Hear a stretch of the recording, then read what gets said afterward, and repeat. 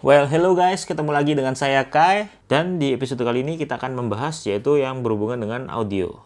Karena menurut saya, meskipun kita bisa menghasilkan gambar yang bagus sekalipun, tapi kalau audionya nggak sinkron atau kualitas audionya kurang bagus, maka itu agak mengurangin dari keseluruhan karya kita guys. Jadi menurut saya audio juga nggak kalah pentingnya dengan sebuah gambar, malah bahkan peranannya menurut saya sih sama sih. Audio tuh sama pentingnya dengan sebuah gambar. Untuk bisa menghasilkan sebuah karya yang bagus, kalian juga membutuhkan sebuah audio yang bagus. Apalagi kalau misalnya kayak kontennya kayak kita bincang-bincang seperti ini, atau mungkin kayak podcast, itu audio malah megang peranan yang paling penting. Nah, di kesempatan kali ini, saya akan membahas salah satu mic yang menurut saya sih lagi booming ya sekarang di kalangan para content creator. Kita cari tahu kenapa, dan mic-nya adalah Vivine K669B. Kita akan cari tahu ya, kenapa sih mic ini kok laris banget. Tapi jangan lupa ya, sebelum itu untuk klik like dan subscribe dulu.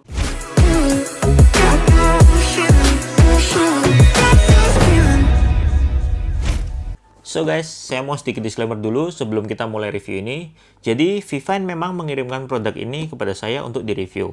Tapi saya berani jamin bahwa semua yang saya bikin di dalam konten video ini adalah netral dan super jujur. Jadi saya akan bahas semuanya mengenai kelebihan maupun kekurangannya supaya kalian bisa terbantu apakah Mac ini berguna juga buat kalian atau enggak.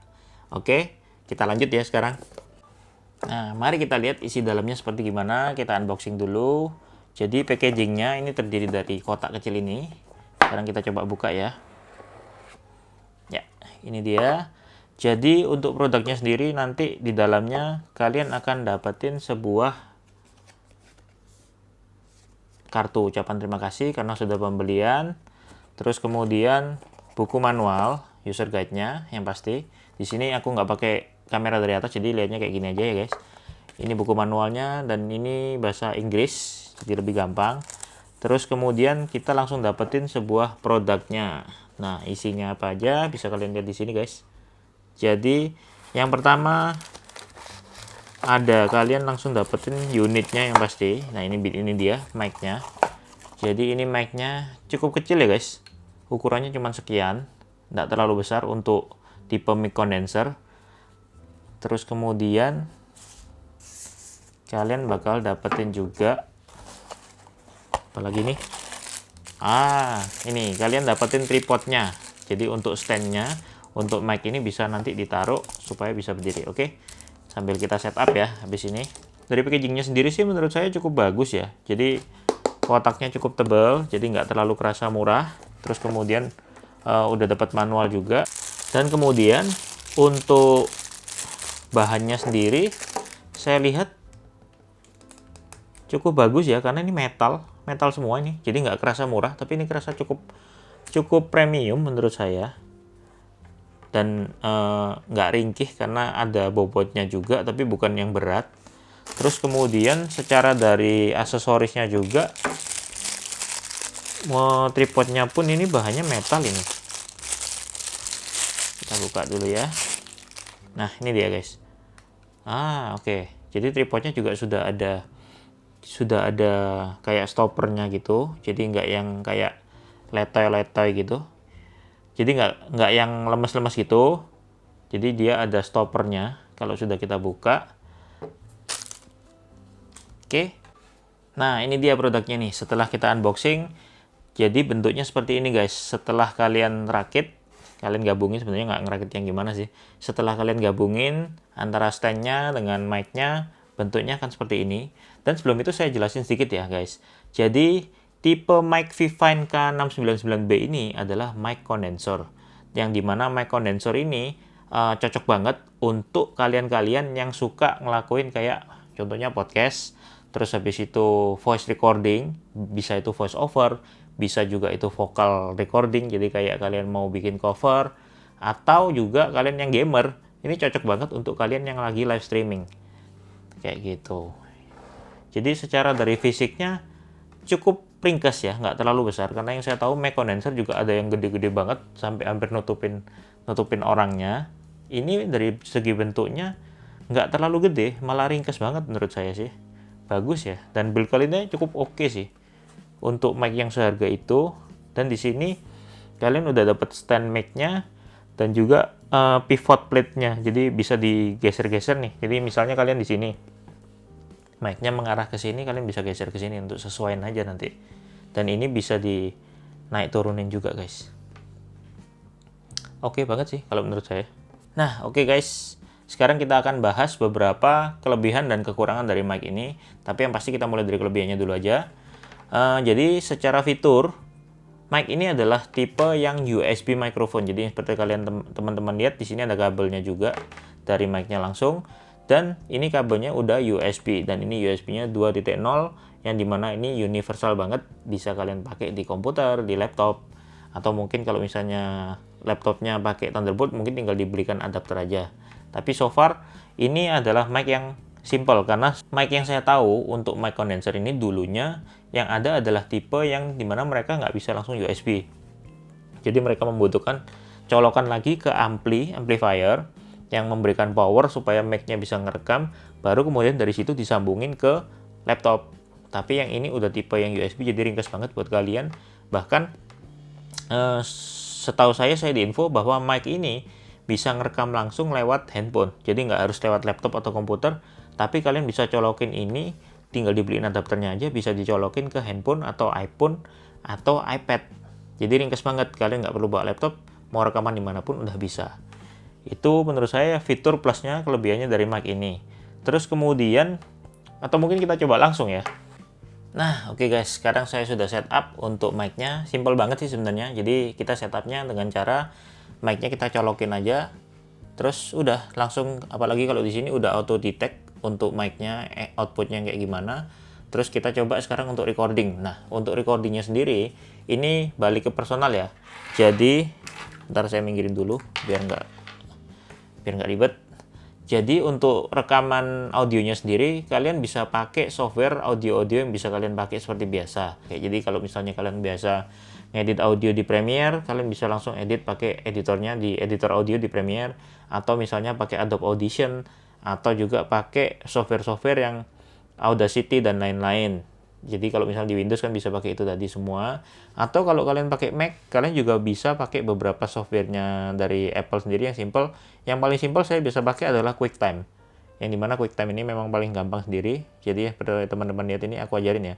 Kalau kalian di QuickTime, kalian tinggal masuk ke audio recording. Tapi berhubung ini saya sudah mulai untuk screen recordingnya. Jadi kalian bisa langsung audio recording di sini. Kalian pilih. Nah ini nanti di sini kalian bisa pilih mic-nya pakai yang mana, pilih yang USB ini. Jadi dia sudah auto detect sendiri. Udah, kalian tinggal start recording aja, udah beres. Jadi balik ke preference masing-masing ya. Saya nggak akan jelasin satu-satu di sini, tapi yang jelas kalau kalian udah biasa recording audio, kalian bisa pakai software untuk recorder audio apapun yang kalian biasa pakai. Jadi jangan khawatir karena di sini nggak ada harus install apa atau harus setting apa, nggak pakai seperti itu, tinggal plug and play aja. Itu yang enaknya dari sini. Nah ini sekarang kita mau coba untuk hasil suaranya, karena di sini sambil saya jelasin juga. Jadi yang pertama fiturnya adalah dia sudah USB, jadi tinggal plug and play aja. Kalian mau pakai laptop bisa, mau pakai handphone bisa, mau pakai iPad juga bisa. Tinggal colokin aja, langsung rekaman dengan software audio yang kalian punya. Terus kemudian untuk fitur berikutnya, ini dia di sini sudah ada knob. Nih ya, seperti teman-teman lihat di sini, kelihatan nggak? Nah, di sini udah ada knob yang dibuat untuk ngatur gain. Gain itu apa? Gain itu adalah volume, guys. Jadi ini bisa untuk ngatur volume dari mikrofonnya. Jadi bukan dari, karena ini bukan speaker ya, ini adalah mikrofon. Jadi kalian bisa ngatur seberapa sensitifnya, bukan seberapa sensitif sih, sorry, seberapa kerasnya untuk volume yang kalian pengen record. Biasanya sih di bawah setengah kalau yang saya saranin supaya nggak pecah suaranya. Tapi balik ke referensi masing-masing guys. Jadi enaknya di sini tinggal plug and play, terus kemudian udah ada volume dialnya, bisa kalian volume dial. Terus udah ada tripodnya, dan tripodnya bisa digeser-geser. Jadi posisi recording kalian yang nyaman kayak gimana bisa disesuaikan. Misalnya kalian nggak mau terlalu ganggu, tapi pastikan kalau searah dengan tombol volume nih ke arah yang sumber suaranya guys. Jadi kayak misalnya seperti ini, kalian taruh di miring gini, tapi kalian bisa arahin mic-nya ke arah kita, supaya pada saat kalian ngomong nanti tetap jelas. Nah lalu kemudian fitur berikutnya, Mic condenser ini mempunyai fitur pattern untuk recordingnya itu adalah Cardio ID. Apakah itu Cardio ID? Saya jelasin sambil saya nanti kasih gambar di sebelah sini mungkin, atau mungkin sebelah sini ya. Nah, pokoknya nanti saya kasih gambar juga. Jadi Cardio ID itu adalah pattern yang dimana di setiap mic itu mempunyai jenis-jenis yang berbeda. Jadi ada mic yang punya daya rekamnya 360 derajat, ada yang punya cuma depan aja, ada yang bisa ke samping, ada yang depan belakang, dan sebagainya. Untuk Cardio ID sendiri, dia lebih berfokus untuk recordingnya itu di bagian depan, jadi di bagian arah depan sensornya, sampai ke samping sebelah sini. Tapi fokus suaranya dia lebih sensitif di bagian depannya. Jadi kalau teman-teman nanti lihat di gambarnya, kalian bisa dapat gambaran kayak gimana, dan itulah sebabnya kenapa kok saya bilang usahakan pada saat kalian recording itu usahakan untuk searah dengan tombol volumenya, karena ini merupakan patokan untuk sensornya di arah mana yang bagian depan, seperti itu. Jadi contohnya kayak misalnya kalian lagi bikin podcast nih atau main streaming game, usahakan untuk ininya, untuk audionya atau arah mic-nya itu mengarah ke kalian atau ke sumber suaranya. Jadi supaya audionya dapatnya lebih bagus. Mungkin sambil kita record aja biar lebih jelas teman-teman sekalian. Jadi kalian bisa tes langsung ya. Bisa tes langsung hasil audionya kayak gimana. Ini sambil aku screen recording juga. Oke guys, jadi sekarang ini sudah saya coba untuk ngerekamnya menggunakan mic dari Vivine K699B dengan jaraknya kurang lebih sekitar seperti teman-teman lihat ya. Ini jaraknya sekitar mungkin 15 sampai 20 sentian. Dan di sini seperti yang teman-teman lihat, ini akan saya coba untuk ngerekamnya dengan sambil muter knobnya guys. Jadi sambil saya putar pelan-pelan ke arah volumenya mengecil. Jadi seperti teman-teman lihat, dia bisa akan suaranya semakin lama semakin hilang. Sambil ini saya gedein lagi sekarang, saya gedein terus supaya sampai maksimalnya. Jadi supaya teman-teman bisa compare langsung gimana seberapa besarnya untuk maksimum suaranya dan sensitivitasnya. Ini saya balikin lagi. Tapi guys, kalau aku boleh saranin, jadi prefer, kalau dari saya ya, prefer mending kalian untuk gainnya atau volumenya ini kalian pakainya di bawah setengah sedikit supaya nggak terlalu pecah nanti suaranya. Karena gimana kalau misalnya audionya kalian fullin, mendingan better kalian kecilin dulu, nggak usah terlalu yang keras-keras banget, tapi nanti di editing kalian bisa kerasin lagi. Ini sedikit tips dari saya sih. Terus kemudian ini saya sekarang mau jelasin untuk pattern yang saya bilang tadi. Jadi Cardio ID itu yang saya maksud adalah kalau dia lebih sensitif merekam suara yang dari depan sensornya atau sensor yang ada di dalam mic-nya ini. Jadi kalau misalnya suara dari belakang itu otomatis tetap kedengaran, tapi akan lebih kecil daripada suara kalau dari depan. Aku akan jelasin langsung. Aku kasih contoh misalnya dengan lagu ya.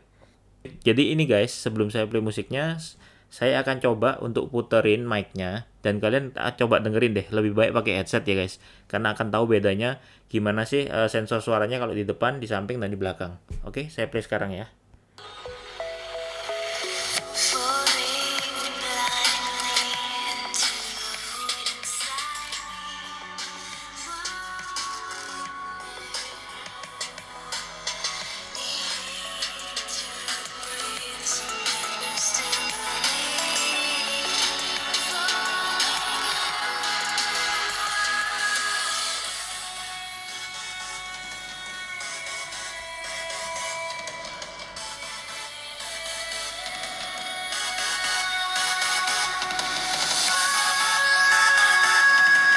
Nah, oke guys, jadi kita sekarang akan bandingin ke langkah berikutnya, yaitu tes untuk perbandingan suara. Jadi kebetulan saya memang di sini nggak terlalu banyak mic ya. Jadi yang saya punya mic-nya adalah yang di depan kalian ini Vivine, dan yang saya pakai sekarang ini adalah Lavalier. Jadi tipe mic-nya clip-on yang lebih kecil. Terus kemudian ini punyanya Boya, by the way, Boya M1. Terus kemudian saya ada lagi mic-nya saya menggunakan ini guys. Jadi ini Rode Wireless Go. Kebetulan dia ada built-in mic juga. Nanti kita akan coba comparison gimana sih mic ini kalau dibandingin dengan Vivine ini. Jadi ini kita akan mulai untuk perbandingannya. Sekarang yang kalian dengarkan ini adalah menggunakan mic dari Vivine K669B. Jadi ini kita akan mulai untuk perbandingannya. Sekarang yang kalian dengarkan ini adalah menggunakan mic dari Vivine K669B. Oke, sekarang kita akan testing. Ini adalah recording menggunakan mic Vivine K669B dan ini adalah recording menggunakan mic Rode Wireless Go. Oke, sekarang kita akan testing.